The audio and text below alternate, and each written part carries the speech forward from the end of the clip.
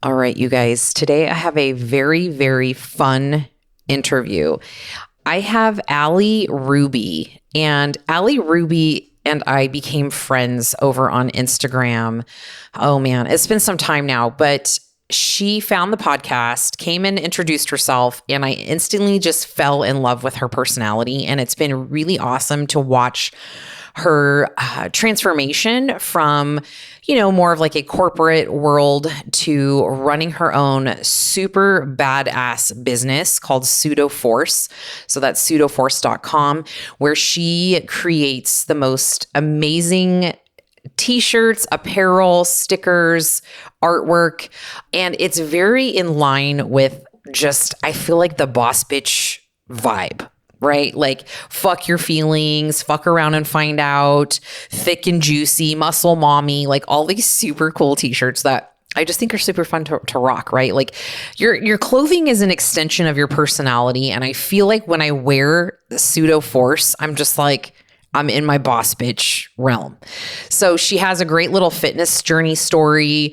And then she's dabbled in group training, boot camp. She's kettlebell certified. But most importantly, what I want you to take away from this interview is the inspiration, the, boss bitch, just do something, do scary shit, figure it out attitude that she has, and just embracing your true talents and taking off with that and not looking back. So hopefully you guys enjoy this podcast as much as I enjoyed interviewing Miss Allie, and I'll let you into the show. Boss bitch.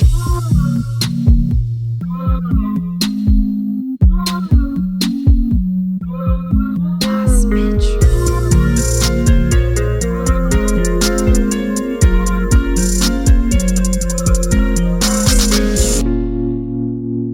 Okay, you guys, welcome to Boss Bitch Radio. Today we have Allie from Pseudo Force Studio. I'm so stoked to have you here. Hi. If you are listening on the pod, you can find this on YouTube's if you prefer seeing like real life people like emoting and things. I feel like that's better. And you can see the super cool shirt I have on today. Thick and juicy. Yay! Thick and juicy. Love this one. I knew you guys would love that. I was like, I gotta send them one. Yes. Thank you so much for that. So let's dive in. We're going to get into your business here in a second, but how did we find each other? Oh, it was me, bitch. It was you. Me. It was you. Yes. Yeah. So I was working with a coach at the time to do a wellness competing. Yes. And I literally looked on Spotify, been on Spotify since 2014. And I was like, I want to find like a bodybuilding podcast, but a lot of them, no offense, I just could not connect with. Yeah. And I saw yours. I started listening. I'm like, oh my God, this bitch I would want to hang out with. So I'm like obsessed. I binged it. And you are actually my favorite one to listen to every single Monday. You say that to every podcaster, I bet. No, this is my first podcast. I love this. Okay. Yeah. Okay. Yeah. So no, I'm being honest. Yeah. Good. Yeah. No, I remember when I feel like you messaged me or something, and I pulled up your Instagram and I'm like, oh, this girl and I would so be friends. I need to be her friend. And we've been like DM besties for like a minute. And then I'm just like all about your merch and all the things. So before we get into the business side of things, kind of give us, because this is a fitness podcast, tell us a little bit about your fitness journey.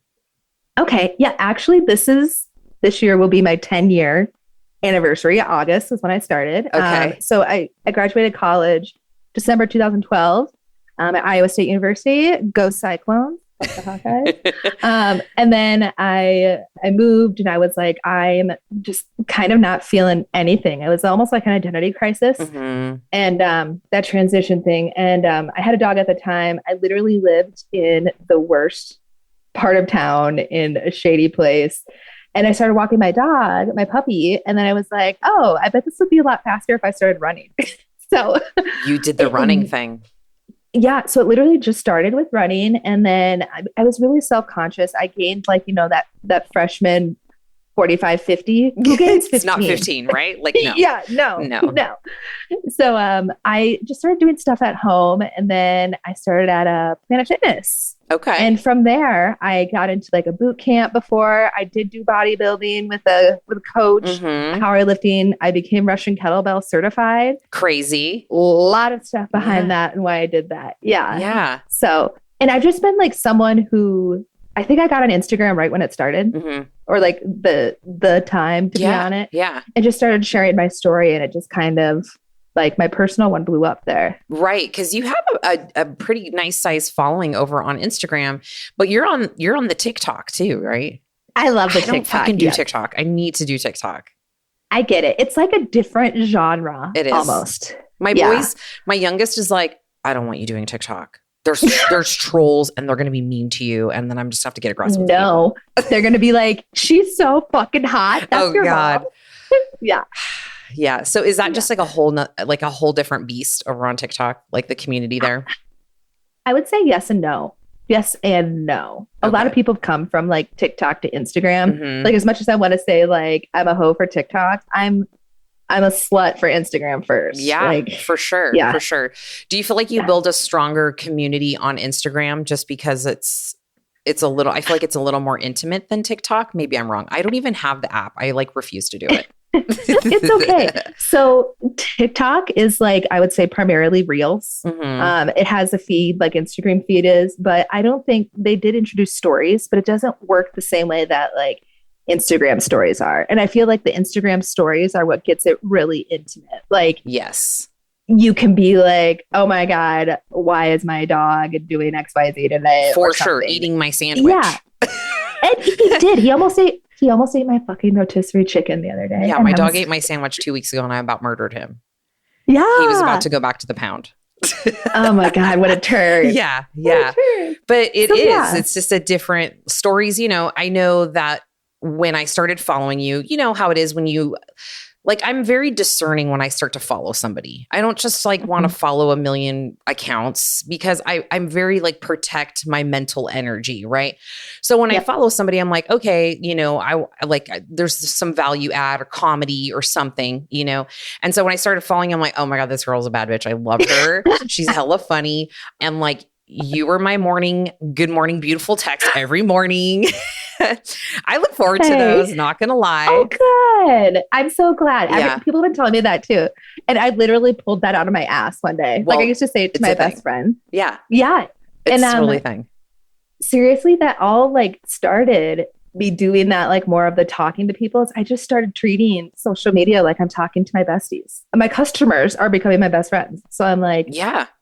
It's important. You know, I think in the world of social media, it's easy to just feel like you need to be super smart and high level and you need to be like, oh my God, super technical. And like, I can go that route, but I'm really trying to talk to the people. I'm not trying to sound smarter than my peers and try to cater to the personal trainers out there and the other bodybuilding coaches. Like they're in their lane, they're doing their own thing. Like I'm just trying to connect with my people and like build my relationships there.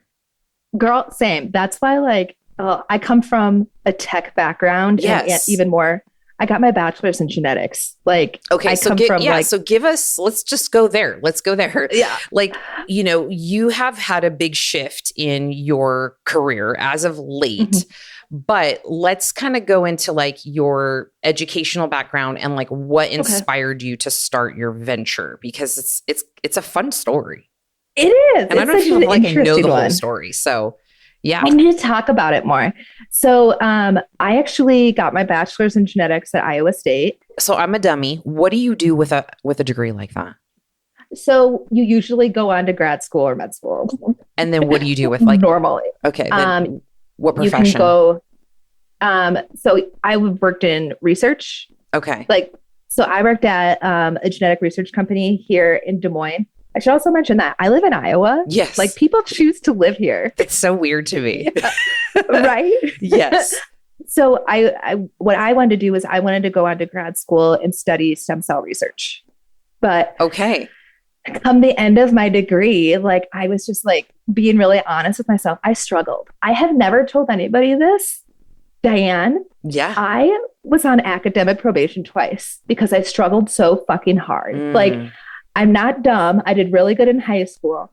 But like this last summer, I was diagnosed with ADHD. And I'm like, oh, no wonder this was so incredibly hard for me. And so I kind of had a coming to Jesus to myself and be like, do you really want to go on and continue not really sure if this is what you'll be doing, or are you okay with going to get a job? So I started working at an agriculture company as a temp. And then a couple years later, I ended up in a full-time job there. So I was there for about 8 years. Oh God. Full-time.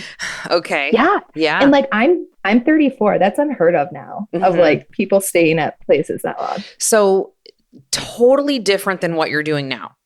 1,000%. Okay. So I want to know, how did you start making badass t-shirts? Okay. Did it start with t-shirts? Did it start with stickers? Like, no. Okay. So for those of you that have not seen Allie, she's like this stunning dreads, head half shaved, tattoos everywhere, just like badass bitch. Like you're my muse. So like, I, you know, this is going to sound terrible, but I'm like, I can't imagine you just like not doing what you're doing. I'm so honored you say that. Yeah. So how did this happen? How did this come to play?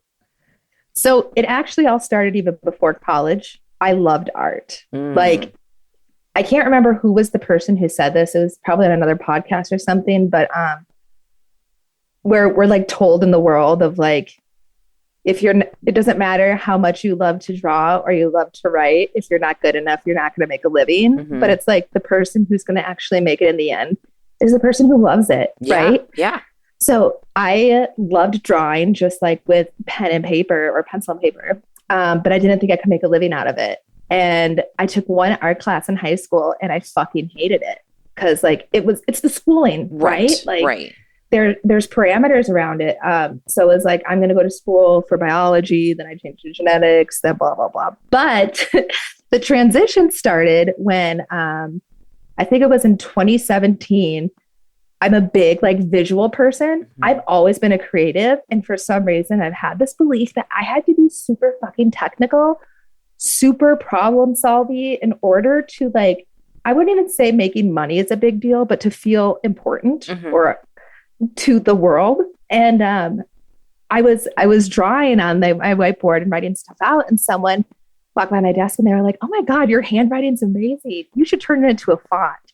And I was like, what if I make an art? And like, I guess I like ran across like typography or something on Instagram. So then I was like, let's actually kind of look into this. Like, I remember I actually have a YouTube video of when I announced back in 2018 that I was going to start like learning letter to art. I feel like I need to see this. Yeah. Yes. I'll send it to you after this. Yeah. And it just like blossomed from there. So I started with just pen, paper, marker. And I started the Pseudo Force account, but it wasn't called Pseudo at the time. It was Allie Creates. And it was just different writings. And then I tried to do like, you know, the fluffy, flowy. And I'm like, I hate this. This is not me. And I kind of like saw like a parallel of like, I feel like this is what I should be doing, but I internally, like my inner self fucking hates it. And so I was like, let's just expand. And like, that's so applicable to other parts of life too. So I did like a couple of like just small commission pieces for like $20 each. Like if you go back on Pseudo's Instagram, oh my God, it's amazing going back. Yeah. And people kept asking for copies. So I was like, oh, maybe I should start an Etsy account. So I did an Etsy account. Okay. And then I went through really bad relationship, bad breakup. And I really leaned into that during the time. Then COVID started and love my boy, Gary V. You know, Gary? Right. I do attribute a lot of, I'm a hoe for Gary Vee too. I do attribute a lot of like the fire under my ass from his content for sure.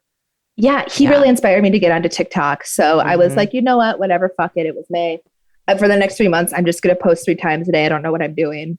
And then I went live. And then by August of that year, so Pseudo's trademarked, like we own the trademarks for You Did Not Wake Up Today to Be a Weak Ass Bitch. I don't know how I pulled that out of my ass, but I posted it and it went viral, like on TikTok, like Gymshark commented on it, sort of stuff. And I'm like, what? Love that. In that month alone, I went from, okay, I did have a business coach at the time too. Like I just started with her. I'm still with her. But like in June, I made, I think, $300. July, I made $700. And then by August, with that viral TikTok, I made $16,000 in 1 month. That's insane. For a poster that I made. Yeah. Yeah. Isn't that, but then That's I got insane. to that point of like, why the fuck not? Like, why not lean into this? Why not do more of it? So I just kept going. That's when I started the trademark process. And a lot of my friends that I met through social media were like, you should really make this into a shirt. Please put this on a shirt. Mm-hmm. I love your motivational stuff. And I was like, okay, I outsourced it to a place locally here. But like, you probably have the same as me where like your toxic trait is you think you could do it yourself. That is most entrepreneurs' toxic trait. And I will say the sooner that you relinquish that idea and notion, the more that you can start to grow in your business. Yes. But you won't know that until you bump up against your own bullshit. Exactly. Yeah. So after I did that one, like I kept telling people like for a couple months, I was like, I'm going to teach myself how to do this. I'm going to teach myself how to do it. And then the new year came around 2022 and I'm like, bitch, are you going to talk about it? Or are you going to do it? So I cleared out my basement and I turned it into a screen print warehouse. And that's where we're at right now. Okay. So in this transition, right? Because when you go from making like 700 1 month to like 16K, that's a gigantic leap. So what were some of the challenges that you had in that time? Because you were still working, right? Oh, yeah. So I was lucky. Like my work was so great. They let us work from home and I just did it in my free time. So in the morning before I'd log in, over lunch, and then after, I'd say, number one, I'm so glad it happened. And I'm glad that high didn't continue. Mm-hmm. Like as in that continuous virality didn't continue because I was not prepared for it. Yes. Like I think it was an amazing, like, this is what it's going to be, an example. So I was like, okay, here's what it means to be getting 100 orders a day. Here's what it means you have to have inventory. Here's what it means for like shipping supplies. Expect to pay this much in shipping. It's those things that we don't ever really talk about. Yeah. And so, but then also the like, when there's problems with orders, some people are just like chill as fuck. Like, hey, yeah, no problem. Other people want to rip your head off. But yeah, it's just that whole learning part. Yeah. Did you find that you like any time in that process where you were like second guessing yourself? Like, oh God, what am I doing? This is way bigger than I thought. Or like any kind of impostery syndrome type things, or you're just like, yeah, I'm a bad bitch. Let's go. Because absolutely the fuck not. I think that's a common misconception that people have is that I hear often, oh, well, I'm channeling my inner boss bitch. And, like you're so inspiring. I'm like, let me tell you that like, even now, sometimes when I go to hit record on a podcast, I'm like, I don't know what I'm doing. Like, why do people like me? Like I'm still like, but I just do it anyways. Like I act in spite of fear. And it's also refreshing to hear that other people don't just feel like they have their shit all together, Yes. Like even just getting into like, what even the fuck is lettered art? It's like making art out of letters. It's my handwriting, making it into something aesthetic and pleasing. I had a couple friends who were in graphic design in college, and I saw how like it was like you had to get into the program sort of thing. So I felt very intimidated. Yeah. Like I graduated from YouTube University. I never went to school for how Adobe Illustrator, I'm proficient, Photoshop, all that shit. I can do everything, but I had to teach myself. But I was so scared to talk about it because I was like, I don't have a background. Yeah. Even in business, like I'm like, don't suck. Yeah. Like I've had that so much. And then when I switched over to like the t-shirts, so many times, like I do screen printing so differently than what a lot of others do. I've connected with some pretty big brands, like what's it called? Like the owners. Yeah. But everybody wants everybody to win. Like I have yet to meet someone who is succeeding, like even in my own industry, who has ever been a dick to me. Which is good. That's very refreshing. I mean, some industries are very cutthroat and catty and bodybuilding, but you know, it's not always like that. Oh my God. Can I tell you a horror story? Please about do. Somebody? I'm such a squirrel and I have ADD. So like we can just, you know, we can rave together in our brains. So this goes back to my fitness journey. Okay. So I was, when I first started like doing workouts at home, I used bodybuilding.com. This is before they like started charging or whatever. So I did at home workouts, whatever. But then by 2016, I actually became an ambassador. Then they had their ambassador program. I saw you had posted a picture, like a flashback. Yeah. I actually went out to their headquarters with a couple others and we had a whole photo shoot. I was on their website for a bit. That's so cool. It was so cool. And then at this time, that's what I found my gym right now. I'll do a shout out. Wes is pretty fucking chill. He's the owner at 22nd Street. But I started lifting with him after bodybuilding. Another side note, I had like an emergency surgery. So it kind of took me off of bodybuilding. I'm fine. It's but fine. I'm fine now. Yeah. I wanted help with nutrition and he was like, oh, you should talk to somebody else here. And so he introduced me to him and this person was just kind of a piece of fucking shit. And I'm like when we're talking about people who are just mean and outright bad, like this person wanted me to like anything I shared on social media about food, I had to tag them back into it. And I'm like, look, even bodybuilding.com was like, if you like it, share it. If you don't share it. Yeah. Like, I'm not someone who wants to like jump through fucking hoops or make people jump through hoops. Yeah. But when I said this isn't going to work, because he also said that if I start training people, he'd charge me about 25% or take 25%. And I'm like, who the fuck even are you? Yeah, exactly. Bro, who are you? Sometimes I just can't. It wasn't like my gym guy who did this. It's somebody else there. But I just, nah. Yeah. No. And then he went and sad faced and down, what's it called? Yeah. Disliked and commented on my transformation photos. And I'm like, you call yourself a fucking professional? Some people just have nothing better to do with their time.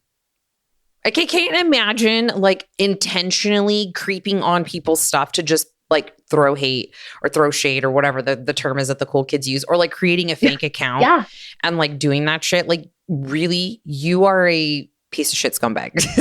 yeah. But for real. But this is a cool part too that I've realized since working for myself. I'm going to run your name through the mud if you do this. For sure. Like now that you have a platform, like I could play it in the sandbox too, you know? Yeah. I used to be afraid of like, oh, what if somebody from work sees this? And they're like, oh, that's kind of confrontational. Now I'm like, how about they go fuck themselves? Like, yeah. And I love that because hello, kindred spirits here. Did you get any pushback from anyone when you started making products and content and things that were like a little more straightforward and direct in nature, like fuck your feelings? Well, of course, which is my favorite shirt, by the way. Yes, I love it. Yeah, there's always Karens out there for sure. Like I'd say my biggest fear was like when I was employed that my work would be upset about it. Nobody fucking cared, and even people follow me on TikTok from work. So that's awesome. But when I think it was last summer, I did have an Instagram go. I call it viral. Like it jumped my followers from 5 to 15,000. Damn. Like it was some trend going around. And I said, Karen's not buying my teas because I put fuck on them. And then it turns into like the opposite of like me putting fuck on my teas so Karens don't buy them. So many people were hurt and upset. And it's like, so my reply, if anybody's ever mean on like a reel or TikTok, I just say, thanks for the boost in the algorithm. There you go. Reply back. You know, they're just adding to it. Bad press is still good press. Bad press is good press. I mean, I feel like it is, you know. Do you feel like being like a female entrepreneur, like, do you feel like you've had any resistance with that? Like being a woman-owned business, any kind of I think pushback? I've been more, I don't think I've gotten pushback. I think my personal thing is I've hated the term entrepreneur because it reminds me of, oh my God, there's so many motivational speakers out there who are just like, bleh. Yeah. And I'm like, shut the fuck up, bro. And they're like sitting by their like Mercedes or Yes. Ferrari. And I'm like, nobody cares. Yeah. At a coffee shop, like all the things, which Yeah. it's to each their own. I'm just like, yo, my desk's a mess. Like it's just half the time there's a shit show going on. And like, it's never like what it looks like. Yes. Yes. Yeah. I mean, I'll do a fun photo shoot for shit like that, but it's the reality of it is it's not true.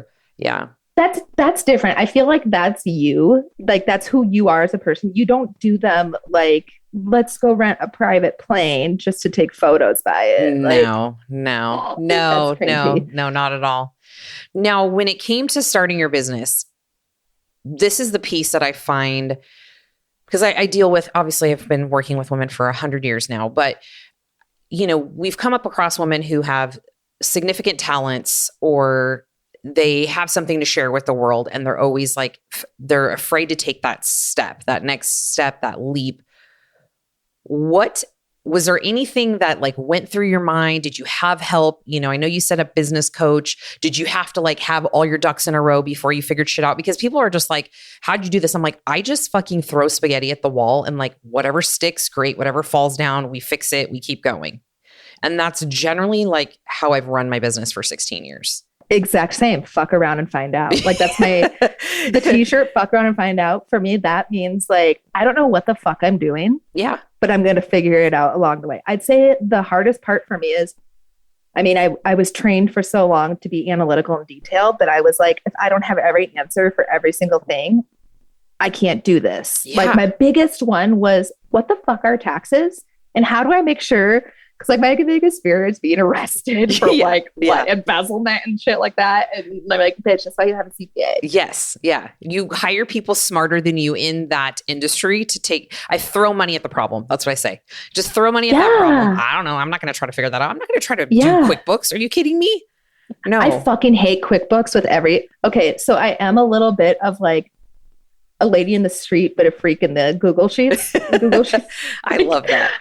I love that sort of small things to do throughout the week. But to begin with, my hardest part was definitely being the taxes. And my CPA was like, you don't even have to fuck with taxes until you're making at least $1,000 a month.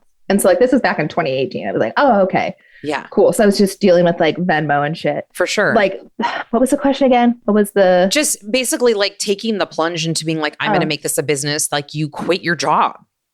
Let's talk about that. Like, when did you decide? Because here's what I talk about is like because Amanda did this, right? Like Amanda was at the same job for like, from the time she was 18 until probably like last year when I was like, listen, she was straddling both, right? She's like in this and she's doing this. And it was a lot, the stress was very, very high.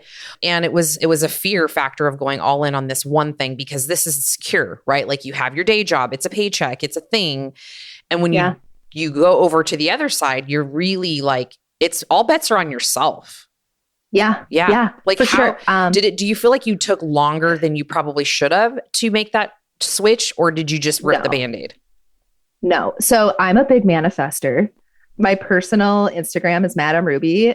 Shout out to my friend Matt Mattia from college. He called me Madam Ruby all the time. So I'm like, I love, like you said, you love journaling. Bare minimum, I journal once a week. And for sure. Yeah. Something I like to do. I actually learned from Rob Bailey from Wagner Fail. Yep. Yeah. I was in his program for a bit. Like he has a CCV, whatever, but he has like a coaching program.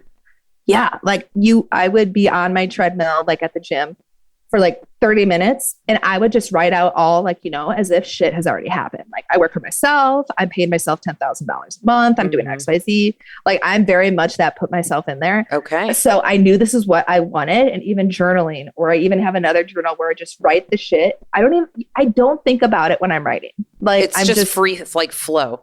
Yeah. And you understand. And I try to explain this to other people who don't really understand the point of journaling. And I get it. It can feel like Dear Diary. Right. It's not. We need to get on Amanda. She's like, I don't feel bad. I'm like, bitch. You have no idea. I refuse to write on the back of paper.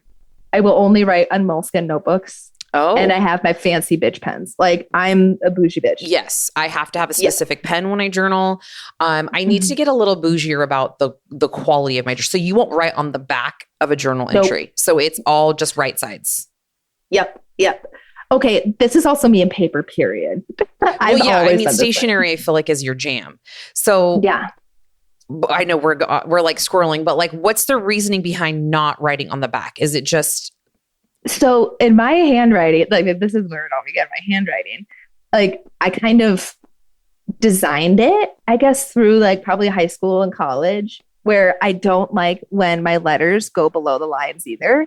Oh. So I'll have to send you like a photo of like my notes or like me writing something. And it's just like my small G's are like how you would write like a P. Capital P, but I mean, opposite. Yeah, I just don't like messy. I don't like clutter. And like my therapist is like, bitch, it's because you have ADHD. Yeah, like I get it. And that's why I look at my ADHD as a fucking gift. Like I just like the aesthetic. I have to think of it as like, this is so aesthetic. And if I don't like how something looks, I'm not going to keep doing it. Yeah. Okay. So we like one side of the paper. You're manifesting. Rob Bailey. Continue. I'm writing out all these things. Like I'm working for myself. I'm paying myself more than I did in my full-time career. I'm able to give other people jobs. I'm doing blah, blah, blah. So this was, I would say, January 2022. And then February, emptied my basement, started screen printing. April last year, I did my first ever t-shirts. And like, I've done a billion, it feels like, since then. And then at the time I was working remote still. And we were told that we're going to continue working remote. There's no return to work. And I was like, cool, sick. They were like, if you want to go back to the office, work it out with your manager. If not, cool. Then we got, I think, a new CEO or a new somebody.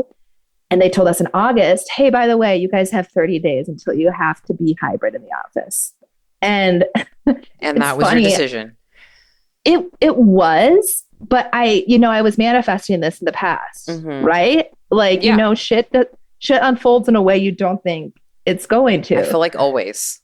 So I had an option of I can stay in my career, go into the office 3 days a week. And let me just say, like, I loved what I did. I loved 99.9% of the people that I worked with. I just also knew that I really outgrew my role and my heart wasn't in it the way it was with Pseudo. So when they told us this, I bought my house in 2020 as well. And it's like a 10-minute drive to work. I'm like, oh, I should have moved like 60 miles away, because that was their thing was if you live within 50 miles, you have to come in. And I'm like, what is this? Like, what was it? Geospatial, like discrimination, being geographical. Oh, fuck. What the fuck? Yeah. But it was eating me inside, because I was like, I'm very fortunate. Like I made really good money, I think, for being in Iowa too, more than the average income. But it was something else inside of me. Like, you've heard of Eckhart Tolle, right? Oh, for sure. Yes. I have several books. So you love his book where, and this is probably the best thing I've ever learned, was the whole, there's you, but then there's the you observing. Yes. And I was like, which is such a weird concept, but once you grasp it, you're like, that's some scary shit. But it's amazing too, because it changes everything. Yeah. And like, that by me was like so upset. And then I looked into my, like, it's because it's not you. That's not you. And so like, I'm really close to my dad, and I was like, I don't know what to do. I'm like crying, because it was a big identity shift too, for me to go from, like, for most of my life, I felt like I want to feel important. I want to feel significant. And I thought that was through like being unique. And well, I mean, look at me. You're incredibly unique. Like, yeah. But like through super smart, super doing this, like the accolades. But I'm like, this isn't you anymore. And it's time to let it go. So I sat on it for probably a week. And like, it was one of those things, like, I've never had a point in my life where I think about something and it's all I can fucking think about. Yes. No, it's like, I get in my car to go to the gym. Oh my God, you're quitting your job. Yeah. Next. Oh my God, I'm quitting my job. Like every single step, it was like. But are you the type of person that, like, because for me, it's like an itch I have to scratch. So if there's something like that comes up and it's like pulling at me, like the podcast was, and I'm like, if I don't do this, I'm going to be pissed that I did not do this thing and at least see if it was like worth it or not. And I'll figure it out if it's not. If it doesn't work out, I always figure it out, but I'm never going to know unless I try. And I feel like that's just been some fucking unspoken mantra that I've like lived my whole life, led as the guiding light. But it sounds very much like that. Yeah. Another thing that really pushed me, like this was a really hard time for our family. I have an older sister. She had a brain aneurysm last August. And she's not old. It came out of fucking nowhere.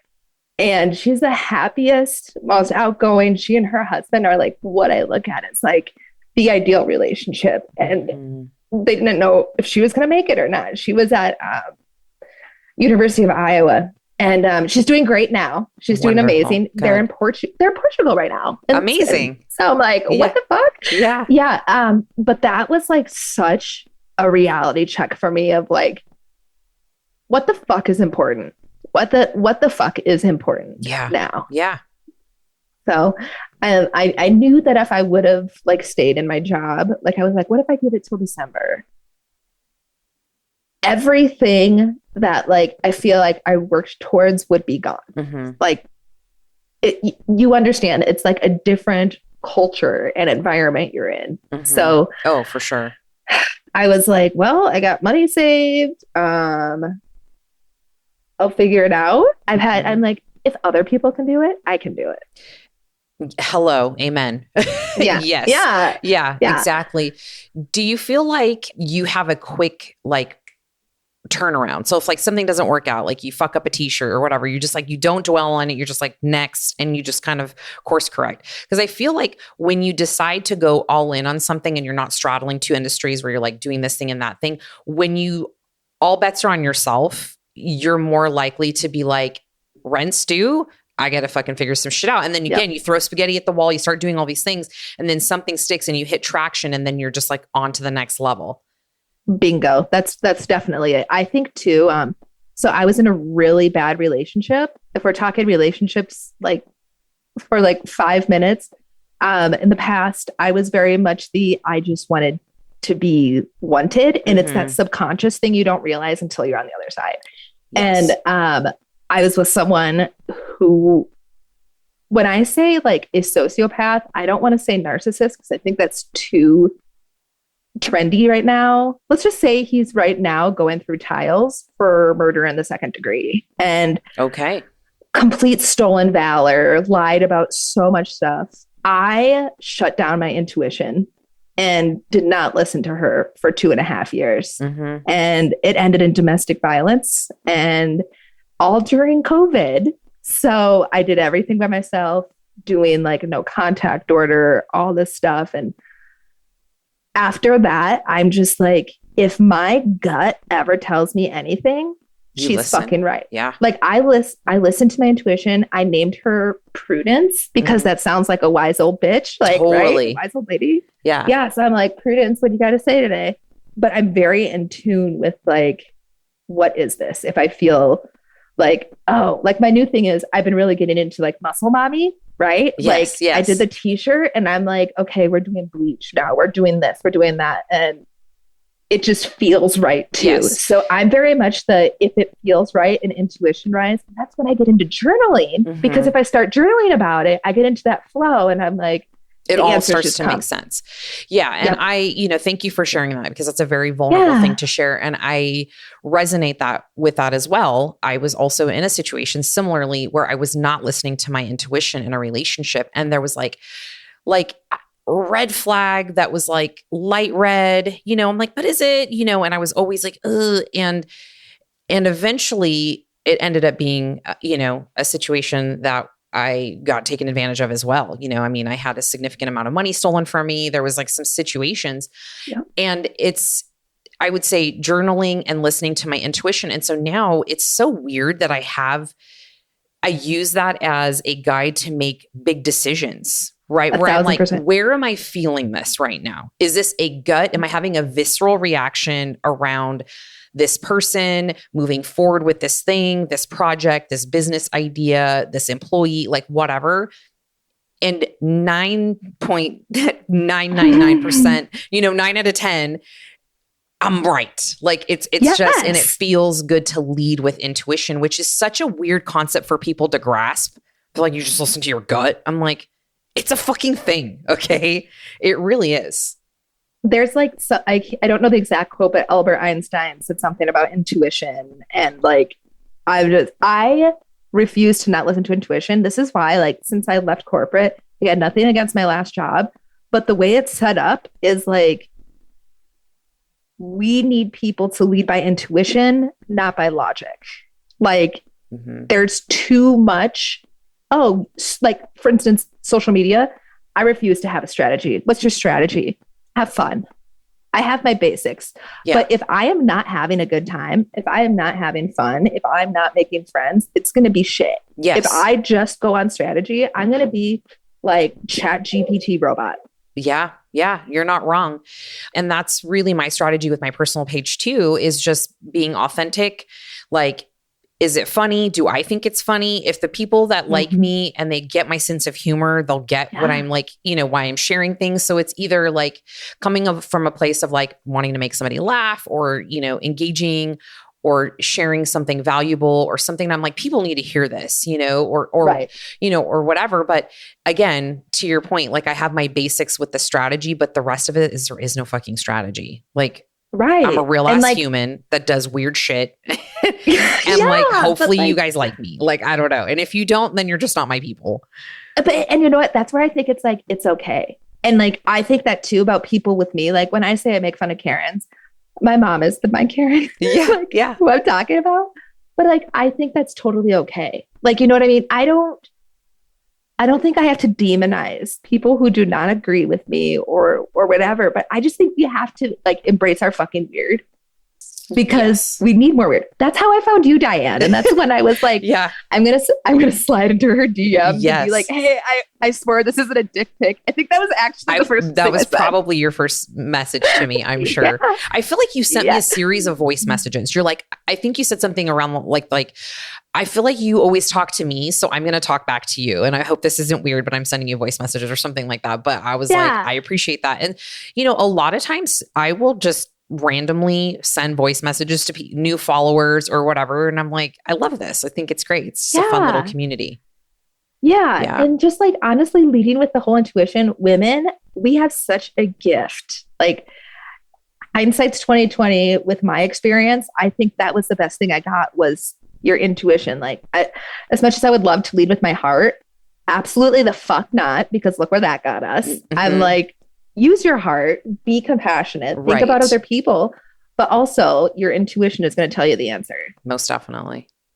Yeah. Yeah. Yeah. I'm a woo-woo bitch right there with you. I'm all about the woo-woo. I love it. Yeah. Okay. Let's shift gears a little bit because I don't want to forget or like not talk about our gym boyfriends. Yes. My God. So no, for those that have listened long enough, right? Like you've heard me talk about my gym boyfriends and like, let's define gym boyfriends because they're not really my boyfriends. Although I do have one that has made his way into my bedroom. But aside from that, they're just like, I'm admiring them from afar. I feel like. Yeah. I think I actually like took a photo of my one gym boyfriend and sent it to you, Nish, and Amanda one time on Instagram. Yeah. Does this make me creepy? Maybe. So this all started, like, it was a joke back in like 2016 when I was like balls deep, like serious into the gym. And I'm like, oh, these guys keep going at the same time I do. I don't know who the fuck they are, but we're dating now. Like, I don't ever talk to them. Yes. It's the, you make eye contact, but then you look away. Oh, for sure. Like, yeah. Oh yeah. Yeah. That's basically gym boyfriend. It's a facade. Totally. Nothing is serious. It's just like, I don't know if they're married. I know nothing about them. I don't even know their names. No, I make them up. Yeah, I do too. Everybody has a name, like a nickname. What's your favorite nickname? So we have sauna boy, Superman, green shirt guy, flirty face. Yeah, I mean, there's a lot that float in and out. I love it. Yeah. Do yours have names? Do you know their names? No, I don't. Okay. One guy but your gym Travis. Seems pretty like tight, like kind of like a specialty type gym. There's yes. And you're not like a hard person to miss. So I'm not. No. So they're not like talking to you? No. I can't imagine that you're shy. I am not. No. I'm not shy. Yeah. But that's why they're my type is they're quiet. I mean, look at me. I'm very fucking loud. So my type is quiet. Like mind their fucking business, are not creepy, whatever. Right. So one guy, I call him Travis because it's a travesty when he's not there. Okay. I love that. We love Travis. Okay. And then another one I named Hot Pants because sometimes he wears these like, he just has really great pants. They're like sweatpants or different colors. Do you think and we're objectifying men right now? I think we totally are. But I think these guys would want us to. Okay. Yeah. But do you think men would say that about us? But like, I think she would want me to objectify her. Like, I don't know. I think about that. And I'm like, I'm probably being really politically incorrect right now, but it's okay until somebody stops me. Exactly. I'm like, who's going to fucking know? Like, just everybody on the podcast now. It's fine. But I mean, if you have a problem with me, whatever. I mean, I talk on Pseudo about the 5-inch inseam shorts and stuff like that. Like, great. I'm like, yes. Who the fuck cares? So I actually went like, I haven't like been active on my personal TikTok in a while, but the only things that I do post are about gym boyfriends. On your personal one? Yes. And it's the smartest marketing move because then I put a link to Pseudo in my bio and people go check it out. Oh, yeah. Like, yeah. But it's so funny. Like a lot of people love it. Like they'll say gym crush. And I'm like, oh no, we're in a whole ass relationship. Yes. And you have no idea. For sure. This is a vision. Yeah. Yeah. But then there's like, tragedy strikes when they're not there or. For sure. Or if like some days when I'm just like, because I'm at the gym 5 days, usually, sometimes 6 if I'm feeling froggy. And like some days it's just like a shit day and I'm just like, my hair's in a bun. I have no makeup on. And of course, I feel like those are the days when all the gym boyfriends are there. And then they're all like making eye contact. Some of them I talk to, but very rarely. There aren't many because I just kind of go in and do they like don't want to talk to us. But yeah, I'm like, I look like shit today, but it's fine. It's fine. We're married. Yeah. He's going to accept it. Like, we're already together. Yeah, exactly. How do they not know? Totally. Yeah. So has your gym experience changed since you started the brand and like started bringing because I feel like your gym community is on board with your business. Oh, yeah. So that's awesome. Yeah. I don't know if my gym has that much. He's been around since 2011 and he's just really big in powerlifting for a long time. So he's already had his stuff. I have been helping him with some of his marketing. Nice. So like emails and shit and some social e-commerce, getting his, what's it called? Website connected to Instagram and stuff like that. Other than that, no, but it is kind of one of my goals is to put Des Moines on the map and be like, kind of like how First Form did St. Louis, Missouri. I'm like, Iowa, we're the corn state. Yeah. Yeah. And we like to live. Yeah.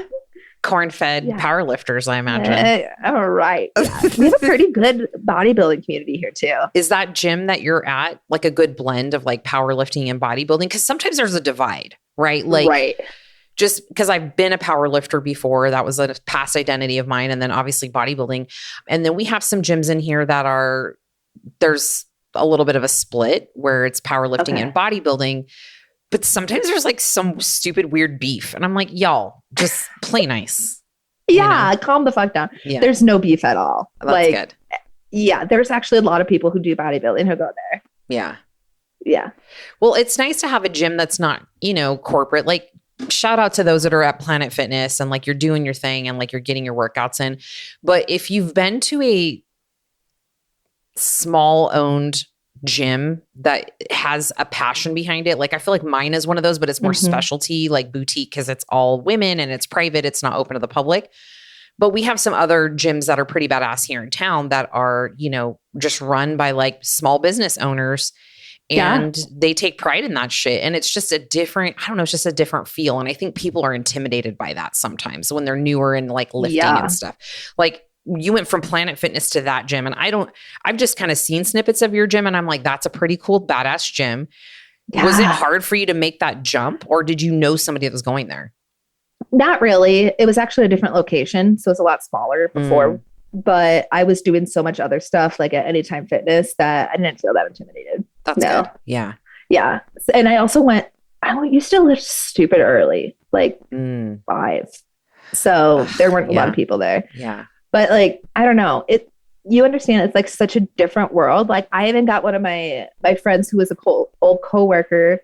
She just started lifting there because one of the coaches there, she's actually the masseuse. Shout out to Sammy. And I'm like, this is how it should be. Like, I feel like it is such a fucking scam to both like the clients and the actual trainers and coaches at like Globo gyms. What they get like 25% of what that person paid. And it's like, this business isn't even doing fucking anything but providing the place. So I think that like a lot of gyms are like small ones are turning towards, okay, you just pay like 1% to coach people here. And I'm like, I think that's how it should be. There's definitely different business models with that for sure. But like my friend who started, she's like, I would be more intimidated going to like an Anytime Fitness or Lifetime than going here with this person. Yeah. So it probably feels like more homey feel, I guess, a little bit. Yeah. Than corporate. A little grungy. But yeah. I love the grunginess of it though. Yes. If you're ever in town, girl. Yeah. What is the name of the gym again? 22nd Street Barbell. 22nd Street Barbell. Okay. We'll have to link that up in the show notes for anybody who might be in that area that it's not on 22nd Street. It's not okay. Good to know. Good to know. Good to know. All right. Well, to wrap this with a pretty little bow, what is next for you with your business? If you knew, you're a manifester, so you already be knowing. Oh my God. Right now, I feel like I'm in the stage of everything's making sense now of where, the spaghetti going in the wall and everything's starting to align and make sense. So for me, it's getting that like systems established so we can take on more inventory and figuring that shit out. Do we want to travel and do stuff like we were invited to San Diego for an Olympic weightlifting event and they were like, hey, you should come here. Now they went in Omaha and I'm like, is this something that we want to be doing? Got my friend helping me part-time. And then do I get a warehouse eventually? Do I build onto my house or my garage? So yeah. It's one of those stages in business. I feel like you don't know until you know, right? Yeah. That gut feeling. You're like, this is not, I'm not gonna be able to stay in this for much longer. It's like, I'm going to have to do the thing. And then as soon as that feeling starts festering for me, it's like, I know I need to start taking action. Yes. I've definitely, so what I used to do for like a whole fucking year was I made new designs every single month and did a new drop. And I'm like, that's too much for me. So now we're screen printing. Yeah. We're screen printing every single week now, just keeping a cadence going and focusing on the best sellers. Yeah. Figuring those out. Give us your top 3 bestsellers. You Did Not Wake Up to Be a Weak Ass Bitch. Yes, I have in all the different styles. Yes. Thick and Juicy has been really good. And then Muscle Mommy is like probably the next one. Yeah. Fuck around and find out too. The thing is, I'm just like, idea, let's do it. Yeah. The idea fairy visits, that's what I call it. Yeah. Yeah, for real. Constantly. Yep. That's what happens with creatives. Usually where do you get your best ideas?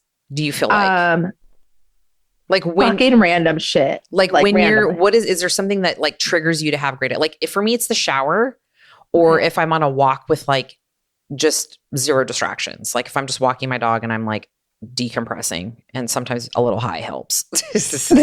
I love you. If I'm being honest. Let's be real. Mine is just fucking random. Yeah. I can't really put anything on it. Normally I'm in a flow state of some sort. And then I'm like, oh, that's fucking genius. And then I have to write it down. So I don't forget it. Yeah. I'm the same way too. I have so many voice memos or notes in my phone of things. And then later I go back and I'm like, this was really stupid, or this was brilliant. I need to act on it. You just never know. Yeah. Yeah. Totally. But I think for like the rest of the year, my thing is, this is my first year full time.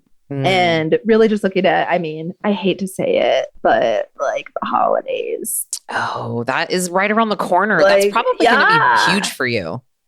Yeah. Was last holiday season pretty big for you?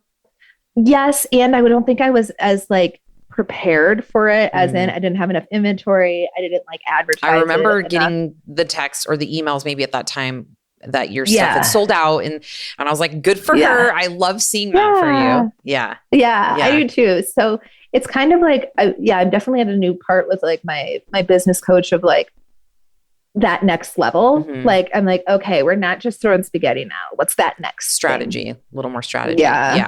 Yeah, for sure. Strategy, but still woo. Yeah. So when do you anticipate you're going to gear up for like Christmas stuff? Are you going to do a Black Friday thing? Yes. But I think last year was so fucking weird, but all my other friends who are in like retail and apparel, they said they had a fucking weird Black Friday because everybody's doing Black Friday all month long. It's too much, man. It's too much. And I'm just like, I used to do 48 hours, then everybody's doing this month shit. And I'm like, a week. That's all we're doing. I am not doing more than a week, like small businesses just can't do that. I mean, you can, but it's like, you're not this like gigantic target. We're not. You're just not. And it's not fair for people to be thinking that either. But I think like that's where it is. It's like the right people understand. Yes. Right? Yeah. I like to say Dr. Seuss once said, the bitches that mind don't matter and the bitches that matter don't mind. So Dr. Seuss, the new age version. Seuss. Yeah, for sure. I Boss love that. Bitch. Yeah. Boss bitch version. Yeah, exactly. Okay. So where can everybody find you? Okay. Give us all your social media, websites, all the things. Instagram at Pseudo PSEUDO _force FORCE _again. The same for TikTok. And then Madam Ruby, MADAM That's where all the fun happens. Ruby, RUBY _ on both Instagram and TikTok. Okay. And then your website? Yeah. Pseudoforce.com. And we have a promo code for Boss Bitch listeners. We do. Yes. So Boss so Bitch saves you that. 15%, I believe it is. So that's awesome. Yes. Thank you for that. Yep. I appreciate that for our listeners. But I encourage everybody to go take a look at her website. Your website is great. I mean, it's obviously a reflection of all your creativity and artistic work and all your beautiful products. But always a pleasure to connect with you on Instagram and social media. It's always super fun. Yes. And it feels like we've been doing this forever. Totally. Well, thank you so much. I love you to the moon. I'm so glad we collided in our universe, and let's keep manifesting badass shit. Yes. Perfect. Boss Bitch. Thank you for listening to Boss Bitch Radio. It would mean the world to me if you could rate and review the podcast. If you could give us a 5-star review on iTunes, drop us a little comment. We will read those, and we offer prizes as a ethical bribe for you to leave us some great mojo and words of affirmation. That is my love language. And also, if you're over on Spotify, you can rate and review it there as well. All of this helps other women, other people, other folks see us, hear us, and learn from all of the amazing Boss Bitch tools and hacks, and hopefully get some LOLs. And if not, if anything, if you could share this with one person, I'd love you forever. And I know you are just here for my undying love. And last but not least, please come find me over on Instagram so we can be buddies. We can be Insta fam over there. I am Diane Flores _IFBB _pro. Come say hi, drop me a DM, let me know what you think of the podcast. I'm always open for new suggestions and feedback as well. And I hope you listen again soon.